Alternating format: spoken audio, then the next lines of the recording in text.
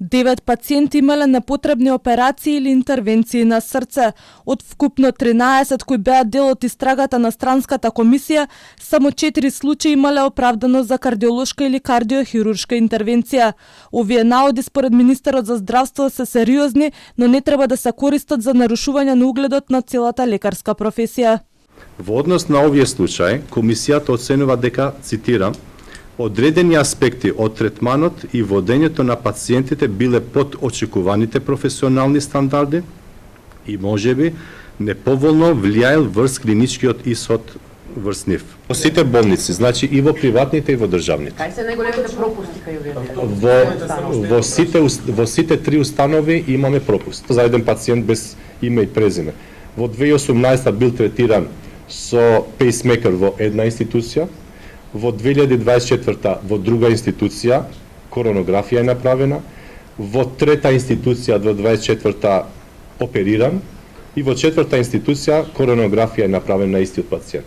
Така да затоа ги спомнувам дека сите институции се веќе предмет на анализа и за сите институции ќе биде извештајот доставен до надлежните. Министерот не открива дали станува збор за лекарски пропусти или интервенции мотивирани од финансиска корист. Пациентите се живи и се на возраст од 45 до 78 години. Тие може да го добијат извештајот, но документот нема јавно да се објави, бидејќи може да биде дел од идна судска постапка. Извештаите од интерната и странската комисија ќе бидат доставени до влада, до јавното обвинителство, до лекарската комора, до Државниот санитарен и здравствен инспекторат, Фондот за здравствено осигурување и Државната комисија за спречување на корупција. Извештајот сам по себе не е доволен за кривична постапка, смета директорот на судска медицина, кој е координатор на интерната комисија. Вештачењето е неопходно во секоја постапка, доколку смета обвинителството, пак ќе кажам. Ако обвинителството смета дека треба да поведе постапка, дава наредба за вештачење, се составува тим за вештачење и врз основа на извештаите, медицинската документација, што све представува материјален доказ, се изготвува вештачење.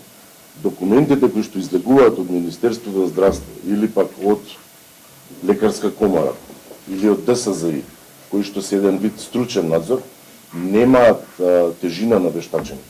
Тоа е само материјален доказ. Вештачењето понатаму му помага на обвинителството да го потврди обвинителниот етап и да почне судењето или пак да го отфрли. Конечниот потек е кај обвинителството, дали ќе отвори истрага и дали ќе се утврдува евентуална кривична одговорност. Скандалот со непотребните операции на срце од Министерството за здравство се сели во обвинителството. Сите материјали во најскоро време ќе бидат испратени до обвинителите, за да се утврдат мотивите за овој чин. Дали некој сакал за лична корист да извлече пари од пациентите и од Фондот за здравство. Странската комисија беше формирана во февруари, а случаите ги анализира експерти од Италија и Словенија. Во обид да спречи вакви случаи во иднина, Министерството најавува формирање национален тим кој ќе ги разгледува сложените случаи, односно кога ќе биде потребна дополнителна проценка за оправданост на операции. Случајот за можни непотребни операции извршени заради профит прв го отвори кардиологот Сашко Кедев, пошто во јавноста се отворија сериозни сомнежи за евентуални непотребни интервенции врз пациенти.